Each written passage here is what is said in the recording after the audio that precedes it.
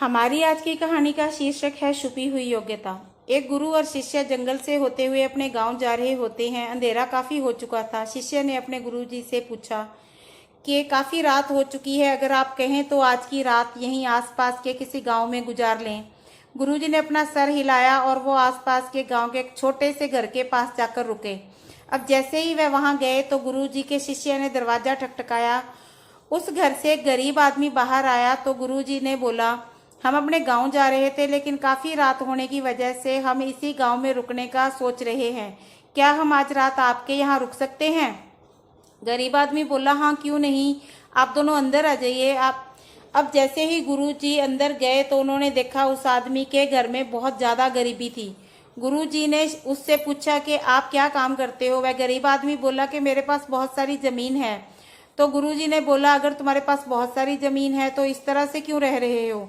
वह आदमी बोला, वह जमीन किसी काम की नहीं है। गांव वाले बोलते हैं कि ये बंजर जमीन है, यहाँ पर कोई भी फसल नहीं उगाई जा सकती और वहां पर फसल उगाना बहुत बड़ी बेवकूफ़ी है। गुरुजी ने बोला कि फिर तुम्हारा गुजारा कैसे होता है? उसने बोला कि मेरे पास एक भैंस है जिससे मेरा पूरा घर चलता है। ये सुनने के बाद गुरुजी सो जाते हैं और रात में जब सब लोग सो रहे होते हैं तब गुरुजी ने अपने शिष्य को उठाते हैं और चलने के लिए कहते हैं और जाते हुए उस गरीब आदमी की भैंस लेकर अपने गांव चले जाते हैं। शिष्य अपने गुरु से पूछता है कि गुरुजी, कहीं आप ये गलत तो नहीं कर रहे हैं? उस गरीब आदमी की रोजी रोटी इसी भैंस की वजह से चलती है। तो गुरुजी अपने शिष्य की तरफ देखते हैं और मुस्कुराते हुए आगे बढ़ जाते हैं। उस बात को तकरीबन 10 साल गुजर जाते हैं और जो गुरु का शिष्य था वह बहुत बड़ा गुरु बन चुका है। तो एक दिन उसे उस गरीब आदमी की याद आती है कि मेरे गुरुजी ने उस आदमी के साथ अच्छा नहीं किया था। मुझे एक बार चल के देखना चाहिए कि वह आदमी अब किस परिस्थिति में है। वह शिष्य उस गांव की तरफ चला जाता है। वहां जैसे ही पहुंचता है तो वह देखता है कि यहाँ पर उस गरीब आदमी का झोंपड़ा था, वहां पर एक बड़ा ही आलीशान महल बन चुका है और उस झोंपड़ी के बाहर जो बंजर जमीन थी उस पर फल और फूलों के बगीचे थे।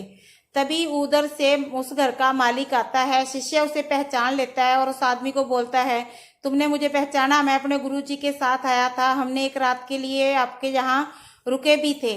वह आदमी भी उसे पहचान लेता है और बोलता है कि उस रात आप कहाँ चले गए थे? और उस रात के बाद ही मेरी भैंस भी कहीं चली गई थी।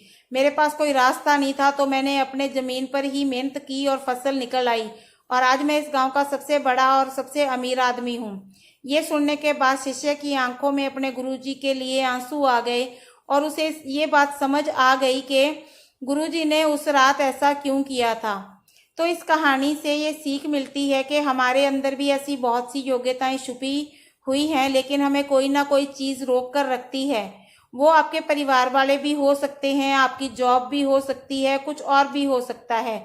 देख लीजिए कि कहीं आपके आसपास भी तो भैंस के जैसी कोई दूसरी चीज़ तो नहीं जिसने आपको आगे बढ़ने से रोक कर रखा हुआ हो।